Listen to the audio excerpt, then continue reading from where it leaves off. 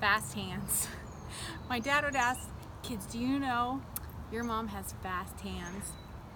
And then he would proceed with a gleam in his eye and mischief on his mind towards my mother and try and pinch her backside or any other place of appeal that he wasn't supposed to touch when me and my brother were around.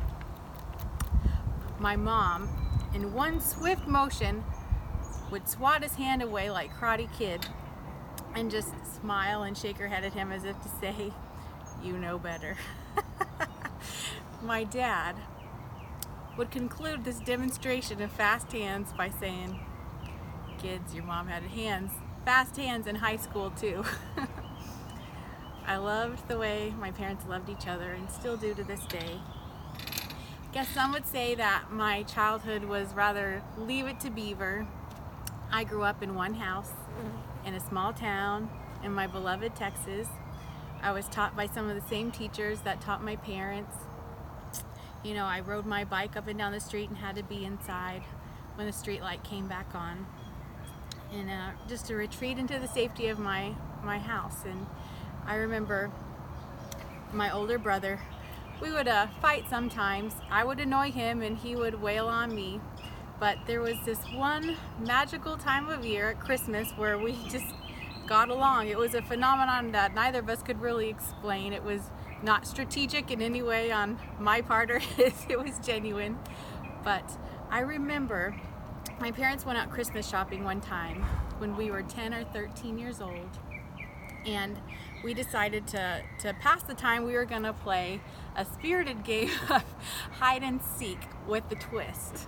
Now, the twist was the seeker had to do so with a sleeping bag completely covering their body, so that it was hide and seek mixed with Marco Polo. Now, this was the 80s. Slight early 90s maybe, but mostly 80s I believe. And we had a rather small house, and this was before open concept had yet caught on, and we had our Christmas tree up in our small living room. And so we were playing hide and seek, and as you can imagine, tragedy struck and we knocked down the tree that was full of, you know, precious Hallmark collection ornaments and glass icicles and hand-painted ceramic ornaments that my parents had done. And so we quickly put the tree back up, turned the bad side to the wall, and mutually assured destruction really brings siblings together in the best way possible. And my mom never found out about it. She suspected something, but the truth never came out until we were grown and moved out of the house. Being the only daughter and the only girl in our family, I had one older brother and I had 4 male cousins. So needless to say, I was outnumbered and often outwitted.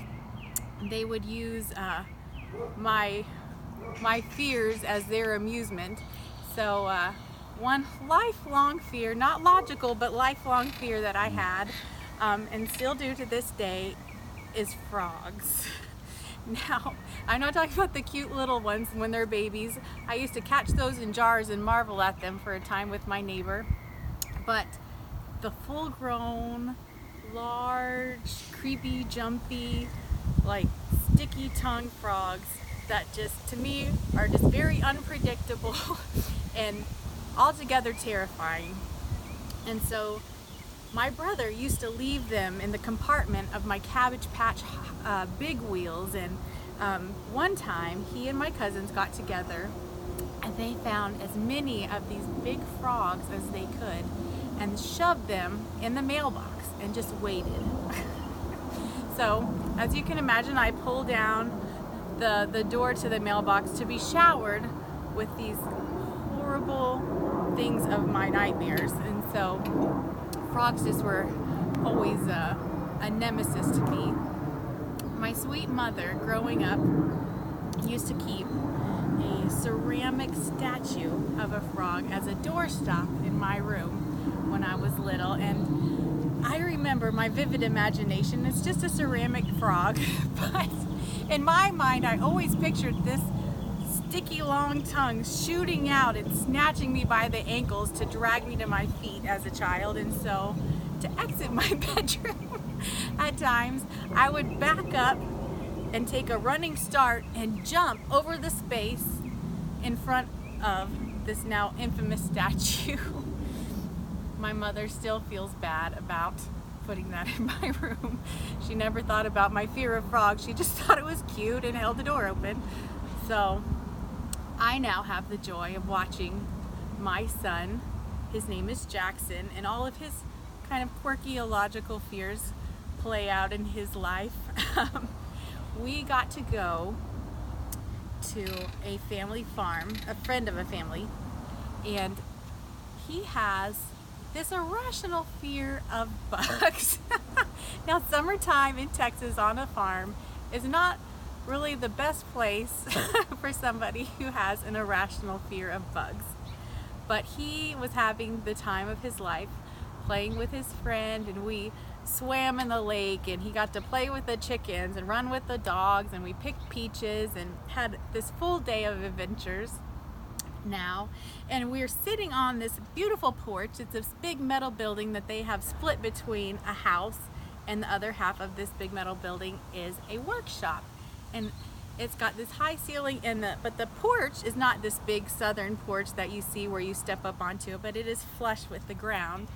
And we're sitting out there around this big glass top table, and it's lined with these benches, and it starts getting dark, and we're out in the middle of Texas on a farm, and there's quite a few snakes, and they've had several run-ins. And so we told the kids that they had to stay within the confines of the porch light. They couldn't go beyond the light so that they didn't step upon a snake and get bit. That was not a farm experience that we were looking for.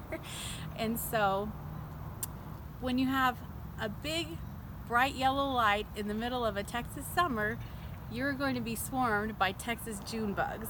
And so, as you can imagine, it didn't take long for an ear-piercing, blood-curdling scream to come out of my son.